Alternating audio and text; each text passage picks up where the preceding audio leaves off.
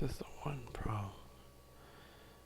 I have to kind of... I kind of end up with this like shadow down here. Well, we are live. Gonna start here in just a minute.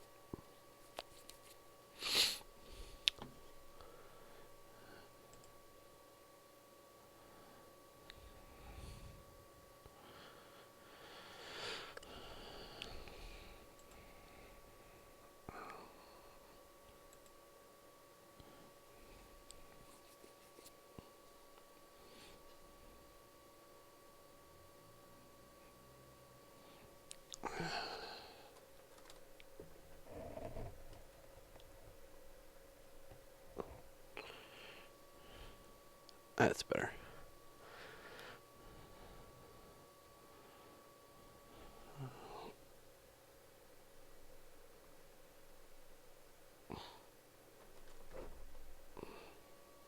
I don't know. I think that should be good.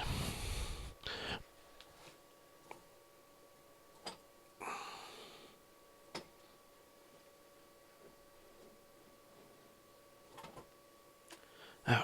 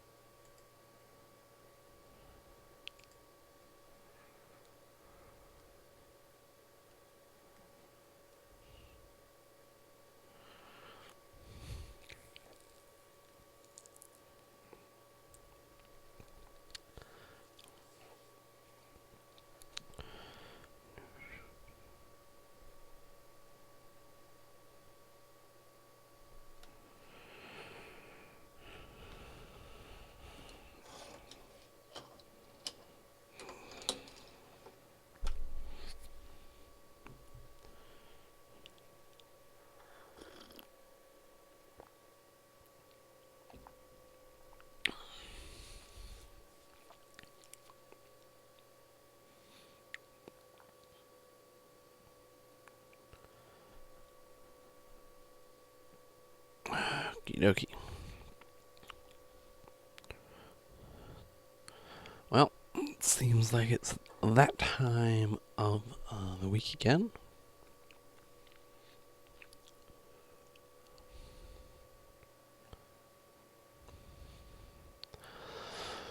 Welcome to another week of Pete's Tech Den. This is show number 42 as recorded on April 8th, 2016.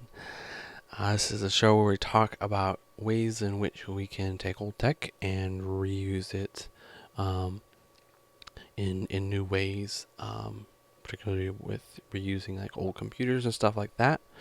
And then how we can just, in general, save money and do cool stuff with technology without breaking the bank.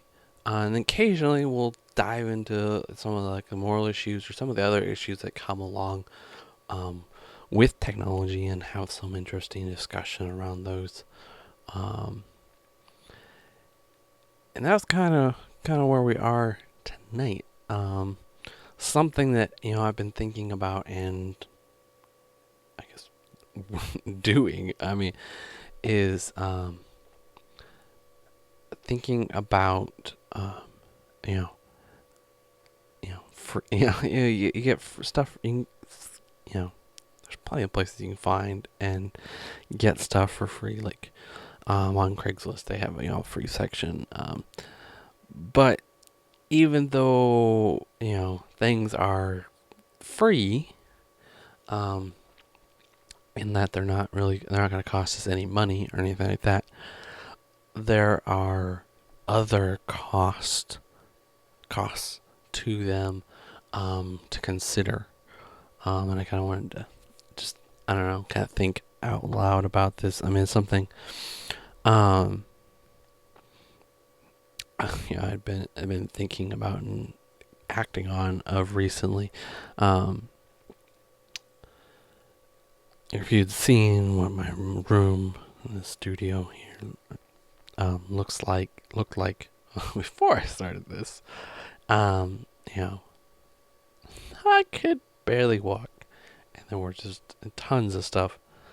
Um, I'm not quite to hoarder level, but definitely on its way there. And the thing is, a lot of that stuff that I I had gotten either completely free or very cheaply.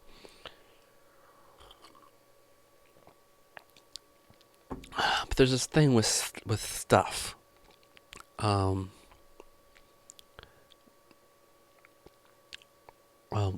one, it takes up space, and that's one of the kind of like sometimes can be like a hidden cost. Like it's really easy to accept free stuff. Um, and to kind of collect stuff as it's kind of like, well, I might need that one day, or I might be able to use that one. I mean, this was one for me, like really gotten, had all kinds of old computer parts just laying around.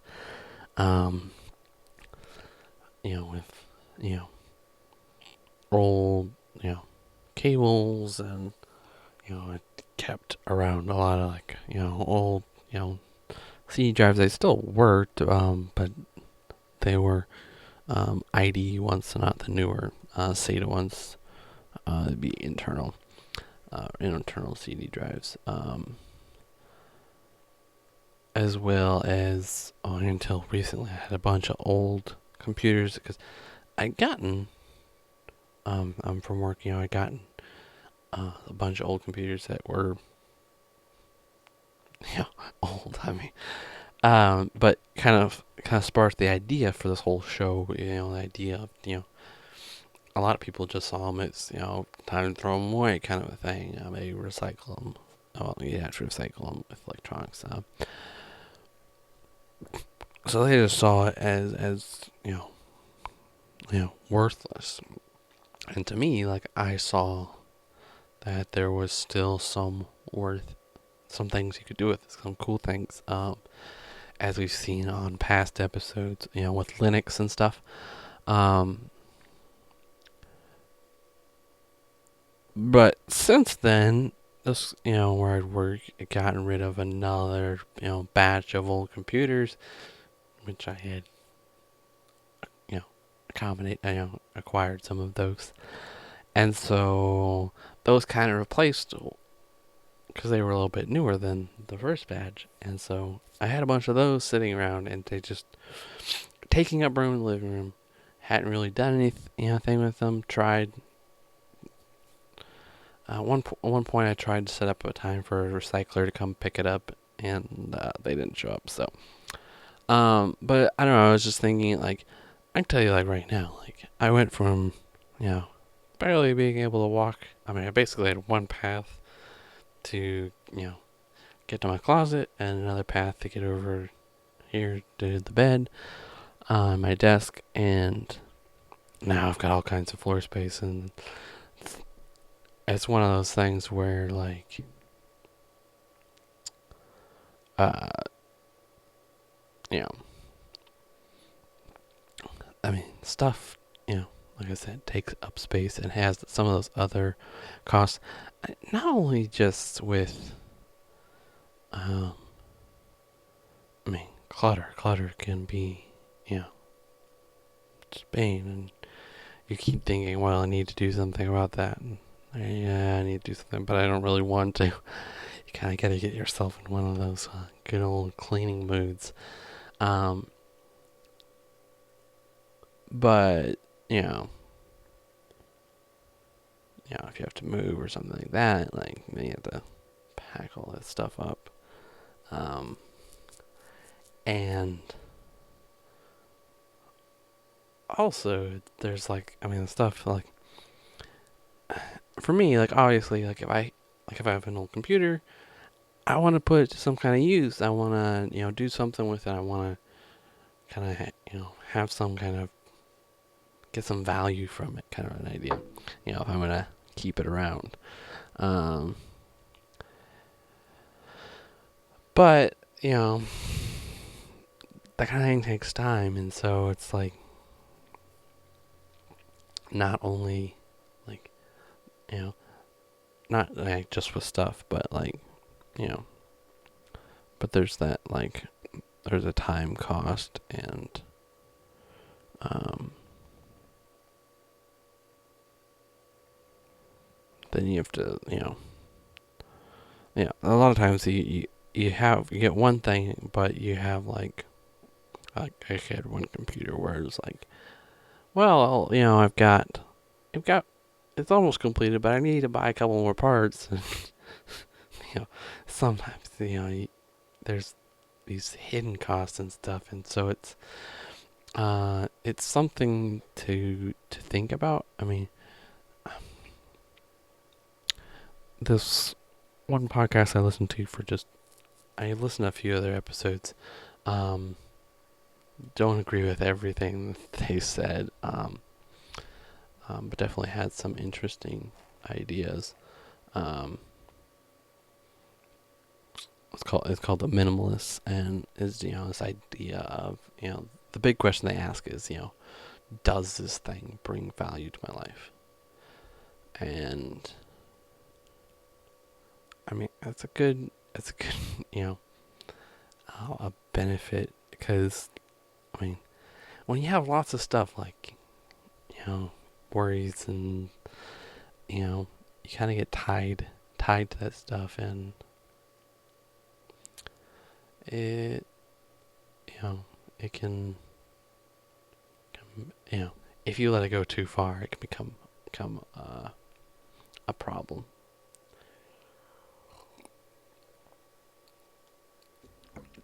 But so I was thinking along the lines of that. Um, and, obviously been doing some stuff. A couple of things that like I just want to throw out a couple ideas that I found helpful from them.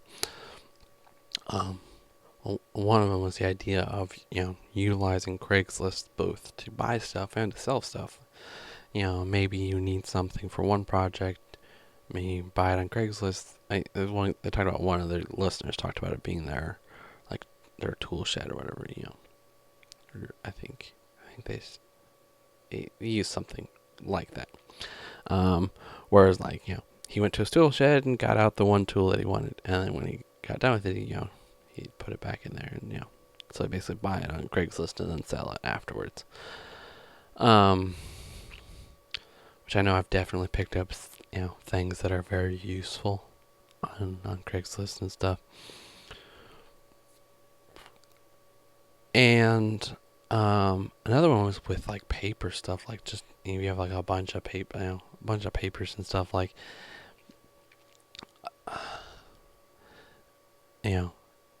there can be there's programs out there. Actually, on my phone, I actually use one called Office Lens. It's actually made by Microsoft, but it's free, and basically you can use it to take like a picture of a document, but it's made for specifically taking pictures of things with like words on it, so it helps. It does some, I don't know what you call it, processing of the image to make sure that text is readable, even if it's handwriting, and it does a really good job. And I mean, you can either send it to if you have OneDrive, you can send it up there, or I just send it to my picture gallery, the picture, on the phone, and then I sync it up to my own kind of cloud, local cloud that I have here. But that's one thing. I mean, one thing that could be kind of helpful. And then, you know, when it came to like books, I got rid of like a bunch of books that's like I'm never gonna read, never gonna use these. Some of those books are like books like textbooks that I kept around from college and thought, these would be good like reference books. Yeah, it's been 2 years and I've never opened them. They sat on a shelf back here, and that was about it. Um, and so that was one of the things they talked about. Just the just in case things. Don't it. It's not. A lot of times you think just in case I'll keep this around. Yeah, you're probably not ever gonna use it. Occasionally you'll find something maybe, but with books, like one thing I found great was I took a bunch of books, dropped them off to half price books, and you can bring your books in, and they give you an offer, and you can either accept or decline it. So I was able to turn some of those books that I wasn't going to use into some money, and it's nice just because it's super super easy, and kind of an immediate thing where sometimes trying to sell them you have to wait till someone's going to buy it.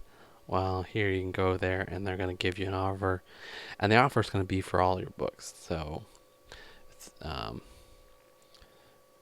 you don't have to worry about going, and then they'll buy some of them but not other ones. So that's kind of nice. Another area that I found super helpful is I found this place online where they'll actually let you ship your old electronics to them, and then they recycle them, and if they can recover enough metal from them, then they'll basically pay you for those.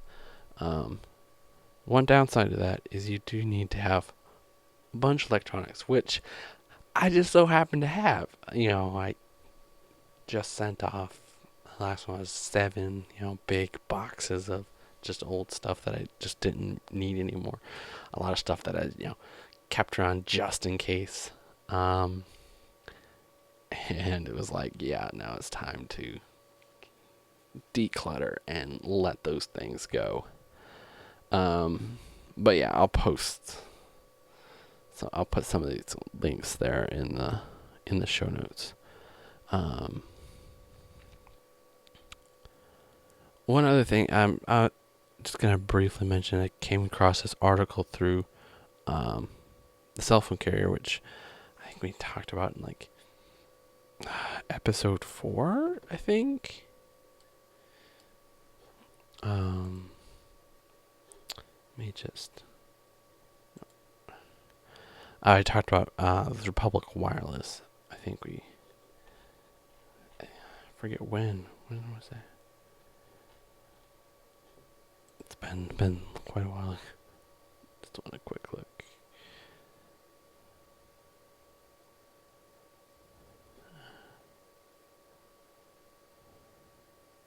No, episode 10. So back there.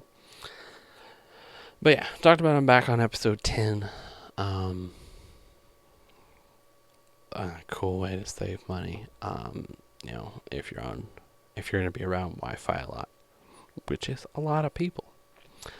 But I found this article. I was gonna put it in the show notes about somebody who basically took went for a whole year and just really tried to basically examine like everywhere they were spending money and trying to find those ways where they could save money. Kind of spurred on by changing it over to public wireless.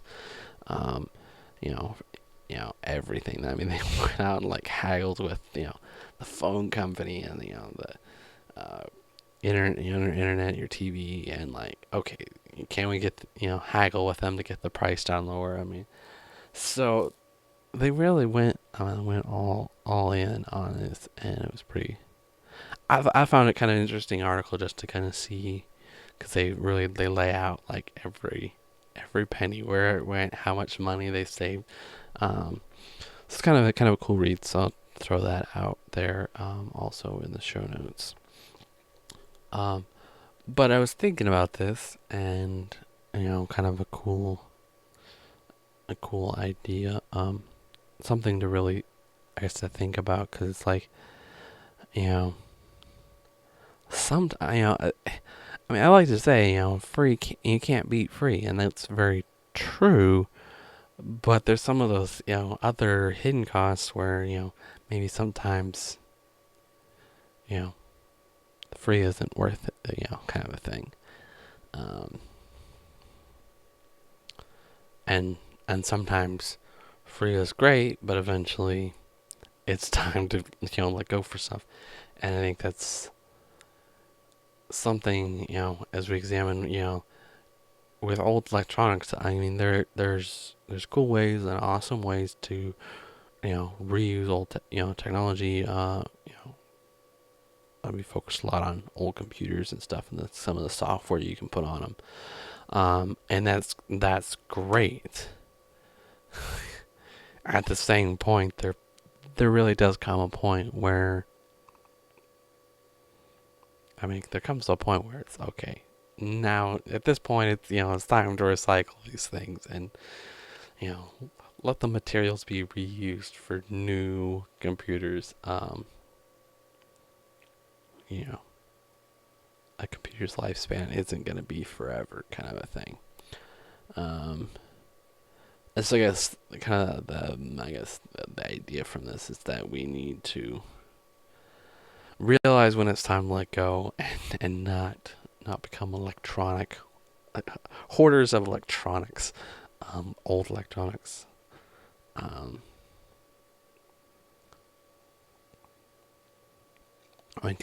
really, we can, a lot of times we can, you can, we can save money by just buying used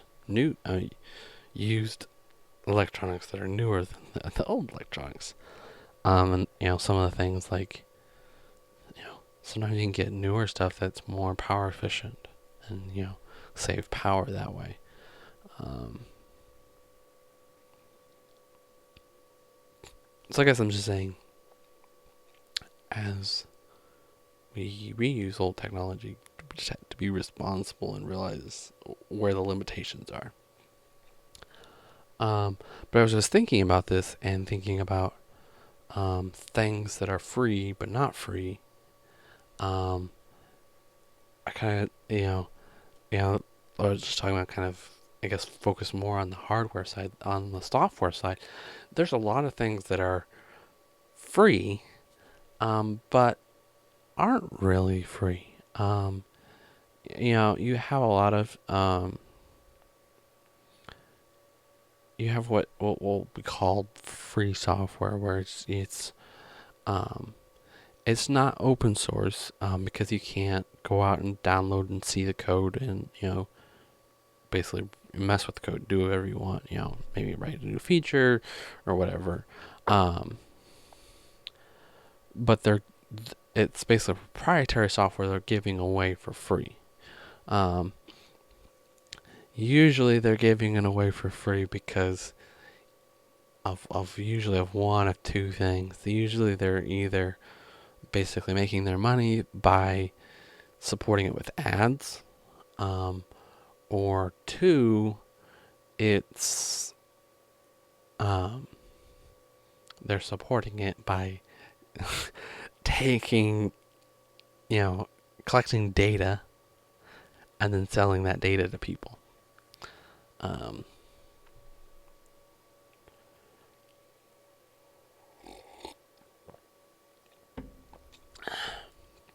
so,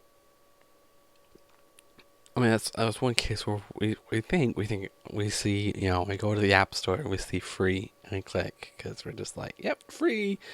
But it's like there's hidden costs behind that. And so it's something, even in that area where we need to, consider, is this worth, is what we're, I realize that we're still paying for it in a way, but is what we pay for it, is it worth it? Um, I personally like to keep uh, control of my data as much as possible. I mean, it's nice. I want as much as I can, and trying to move more in that direction of being able to, you know, have the data on my servers, and you know, you know, so that I can protect my data. Um, so I mean, everyone, that's not going to be the most important thing. I mean, but it's something to think about, like to not just something to be aware of, not be just completely oblivious to. Um, I think even more importantly, like I think on this topic of thinking of the hidden costs um, of stuff that's free, I think is even more important when we come talk about open source software. Because a lot of times with open source software, you're able to have that. You're able to run the software for the server part of it, possibly on your computer, or it's just strictly just not collecting the data that a lot of other proprietary software does. So sometimes you will see sometimes you'll see ads, like I don't think not all. I think some in like apps, maybe on phones and tablets and stuff like that.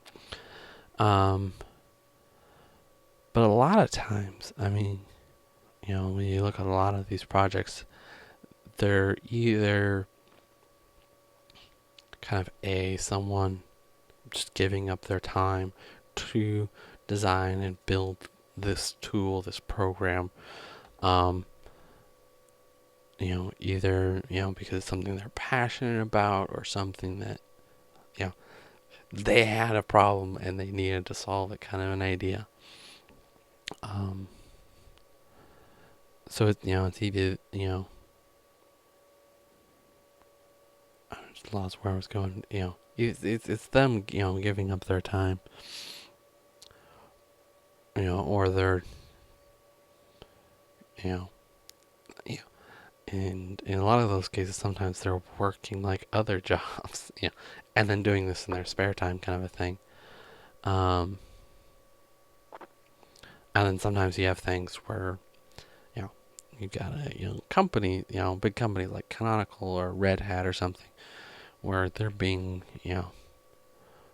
maybe they're you know giving away the consumer stuff for free and selling the enterprise stuff like Red Hat, or Canonical, where they're basically kind of supported with like donations and stuff and selling support.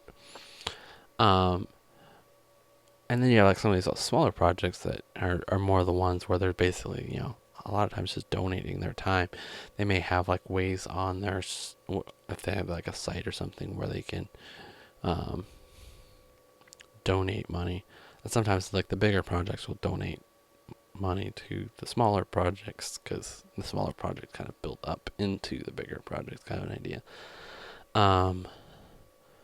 But I think it's something important to realize and think about, like the more I'm getting involved in being more into open source software, and kind of getting into that that community and stuff. Like I think it's important for us to not just take and use the software and you know and not give anything back, not help them out in the ways that we can. I mean, whether that be, if you're happen to be a developer, which I'm not one, um, and you're able to help contribute code back to these projects, or I mean, bug reports can be nice, because it can help us get things, help them fix things. Um, but more important, I think like give me great as you have means to be able to maybe chip some money back um to these projects. I forget, as I was talking about this, I remember talking listen reading and hearing about um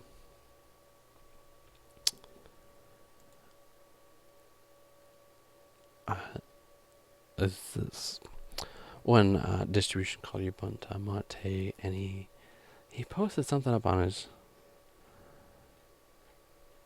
his site. Yeah, here it is.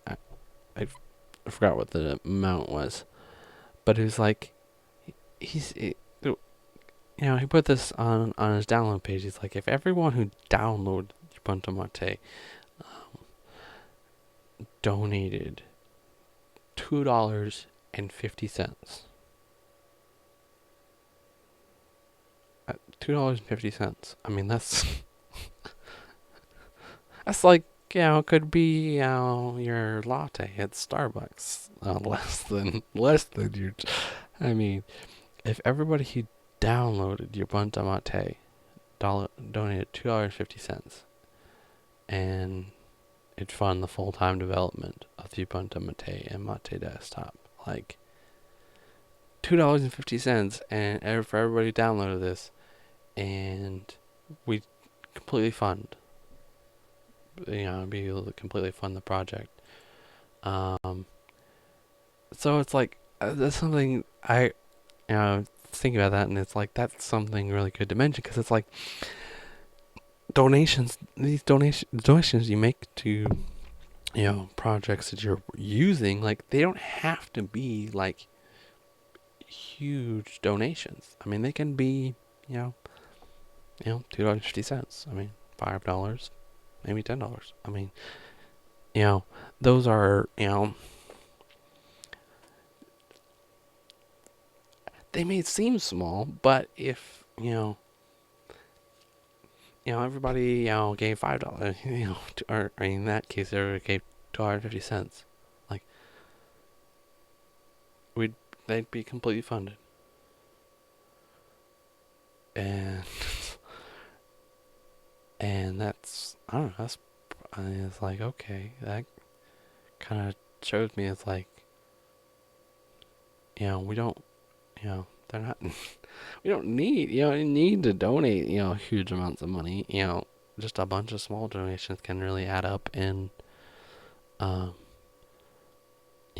help the project out, which will in turn help you out, because it'll help them develop stuff, which will then in turn you'll benefit from it, because um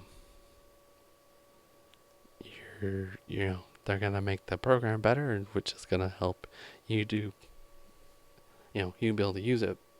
It's gonna work better for you and get more done, or have new features.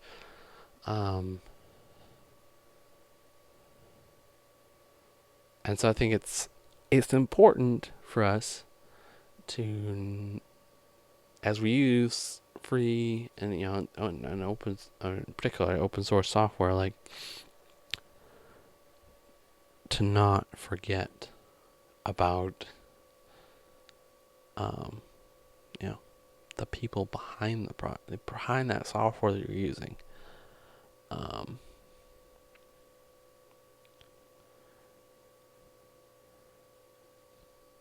And as I was getting ready to do the show, like something like kind of bottom of my head, I think I'm gonna try to do just kind of like every year. I don't know, maybe beginning of the year. That'd probably be a good time. Just take a review, just review like on my machines around here, like what software am I using? Um, and then like, are there ways where I can contribute back to them? Um, just because, you know, I think it's important when you appreciate what someone's doing, that that you show that, like, it's, I mean, come on, everybody enjoys, you know being told thank you.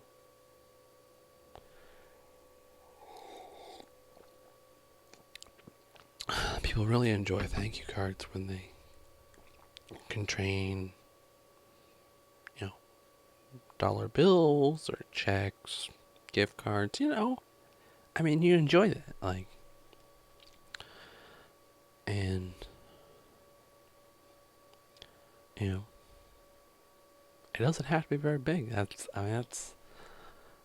really what I saw there. I'm just thinking about, hearing about that, about the, with the potato, because I downloaded it, and I gave him a donation. I was, you know, and you know,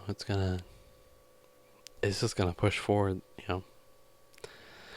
Make programs better. I mean, and sometimes like you know where you have some overlap with projects. Who knows what kind of an impact, I mean, it could have. Like, you know could be this project takes the money and helps make a tool better that isn't going to be just affecting them but other people too. Um and I don't know, I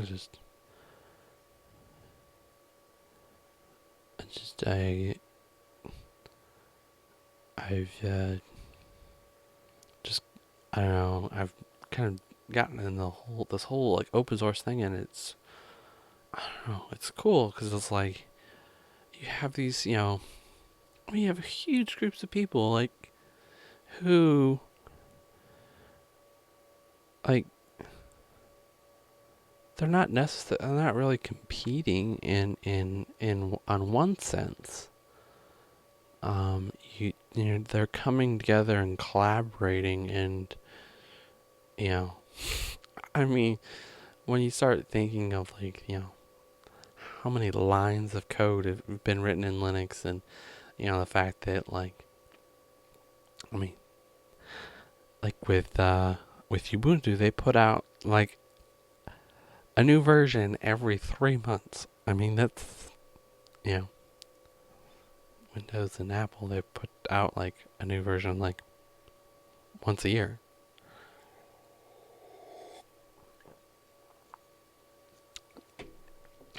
Um, and it's just,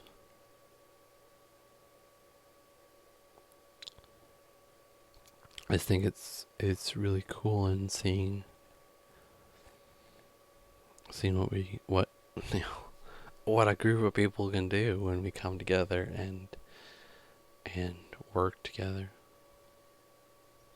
And I don't know, I think it's a really cool thing to be a part of. And since I'm not a developer, and I mean, there's plenty of people that aren't developers. They're using open source software. Like, just chip in, the money for your latte, something. I mean, help out, project. So yeah, I mean, it's something you got to be aware of. Some of those hidden costs, whether it's giving up your data or seeing a bunch of ads, which a lot of us like to use ad blockers for a reason. Or you know, it's taking up your time, or it's taking up your floor space. It's the hidden costs, you gotta really think about it, and sometimes you don't see the hidden costs until you get the thing. And so then you have to find, responsible ways to kind of pass it on, because what may not be useful to you may be useful to somebody else. Um, and they may see more value in it, than than than the cost. So they may see, okay, it's of greater value than what it's going to cost me. So it's helpful. Um, and so it's just, you know, being responsible about that. So that is end of tonight's show. Just wanted to just drop a couple of notes. One,